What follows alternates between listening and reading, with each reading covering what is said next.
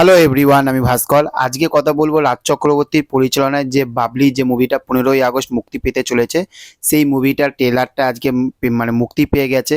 প্রথমেই ট্রেলারটা রিভিউ করার আগে বলবো, রাজদা তুমি ভালো আছো তো? তোমার শরীর টরীর ঠিক আছে তো? তোমার সময় টময় ঠিকঠাক ভালো যাচ্ছে তো?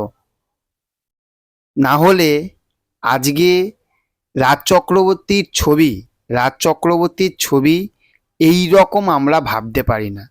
দেখুন, বাবলি যে গল্পটা, বুদ্ধদেব গুহর যে একটা উপন্যাস গল্প, সত্যি কথা বলতে গল্পটা আমার পড়া হয়নি, ঠিক আছে?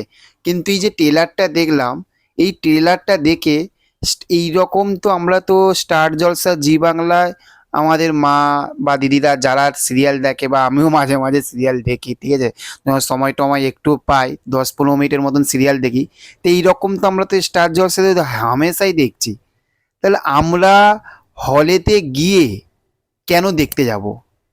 পরকীয়াটা ঠিক আছে, একটা ছেলের একটা মেয়েকে ভালো লাগছে, তারপরে আবার সেই ছেলেটার সঙ্গে সেই মেয়েটার একটা রিলেশন ঘটছে কি ঘটছে না, তার বউ তাকে নিয়ে সন্দেহ করছে, সন্দেহ করে তার সঙ্গে ঝামেলা হচ্ছে, এই নিয়েই হচ্ছে বাবলি ট্রেলারটা, ঠিক আছে? তাহলে এই রকম যে ট্রেলার, এই রকম তো আমরা তো প্রত্যেক দিনই তো আমরা স্টার জলসায় দেখছি। তাহলে একটা মানুষ হলেতে গিয়ে কেন দেখবে?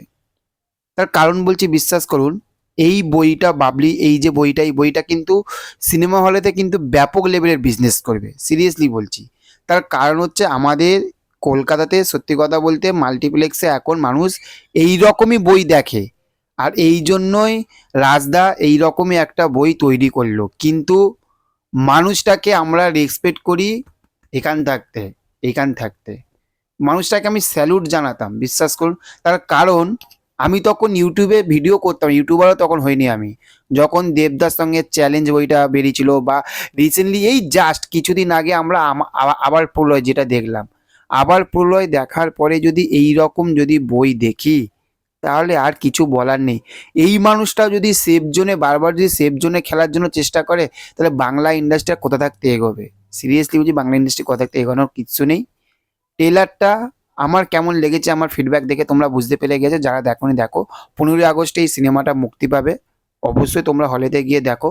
তো চলো, দেখা হবে আবারও নেক্সট অন্য কোনো ভিডিওতে। তোমাদের ট্রেলারটা কেমন লাগলো অবশ্যই জানিও। Okay, thank you, have a nice day. আর চ্যানেলে যদি নতুন হয়ে থাকো, চ্যানেলটিকে অবশ্যই সাবস্ক্রাইব করে দিও। Tata, bye bye.